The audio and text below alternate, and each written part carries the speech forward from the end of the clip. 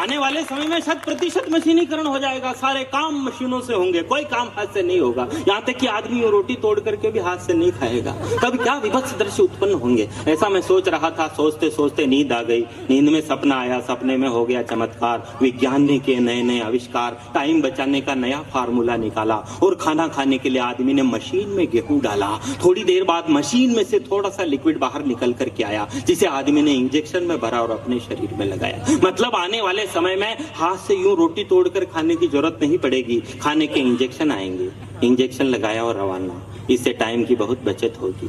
अब सीन देखना, एक शादी की पार्टी चल रही थी, लोग आ रहे थे और अपनी अपनी पसंद के इंजेक्शन लगा रहे थे।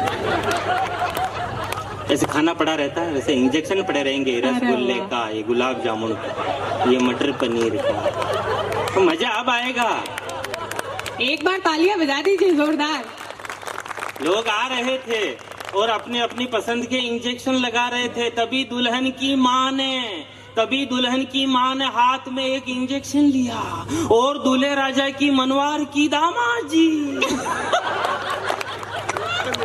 एक और लगवा लीजिए। मैं वहीं खड़ा था, मैंने कहा जीजा जी एक और लगवा लीजिए। दामाद जी ने दोनों हाथ रखते हुए कहा जी बहुत हो गए।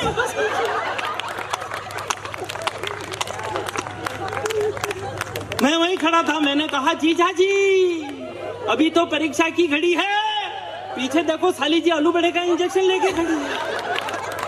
एक बार दोनों हाथ ऊपर उठाकर तालियां बजाओ आप लोग। वाह,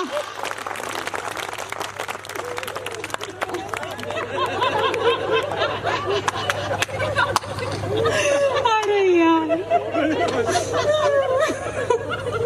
शादी के सारे इंतजाम बहुत अच्छे किए। शादी के सारे इंतजाम बहुत अच्छे किए। लड़की के बाप ने 2 ऑक्सीजन गैस के सिलेंडर भी दहेज में दिए। आने वाले टाइम में ऑक्सीजन बिल्कुल खत्म हो जाएगी अगर इसी तरह से पेड़ कटते रहे। सिलेंडर में भरकर ही उपलब्ध कराई जाएगी। तो शादी के सारे इंतजाम बहुत अच्छे किए। लड़की के बाप ने 2 ऑक्सीजन गैस के सिलेंडर भी दहेज में दिए। सुहाग रात में दुल्हा और दुल्हन दोनों सजे धजे थे, दोनों के पीछे ऑक्सीजन गैस के सिलेंडर लगे थे। जैसे ही दूल्हे ने दुल्हन का घूंघट उठाने की कोशिश की, कोशिश की, उस बेचारे की किस्मत ही सो गई। अचानक पीछे सिलेंडर में गैस खत्म हो गई। कहा प्रिय तुम चिंता मत करो, मैं अभी वापस आता हूँ और अपने बूढ़े दादाजी का सिलेंडर उठा के लाता हूँ। एक सिलेंडर से उनकी तो रात कट गई, सुबह होते होते दादाजी की फाइल निकल गई। वृद्धा आश्रम में बैठे हो जब दोनों ही नाना नानी, तब बच्चों को कौन सुनाए मर्यादा की राम कहानी। कुछ परंपराएं अच्छी थी, मौसम सिंदूरी था, हमने वो सब मिटा दिया जो बहुत जरूरी था। तब कहता हूँ काश हम रूढ़ीवादी होते, बच्चे नहीं बिगड़ते घर घर में जो दादा दादी होते। बहुत बहुत आभार, बहुत बहुत।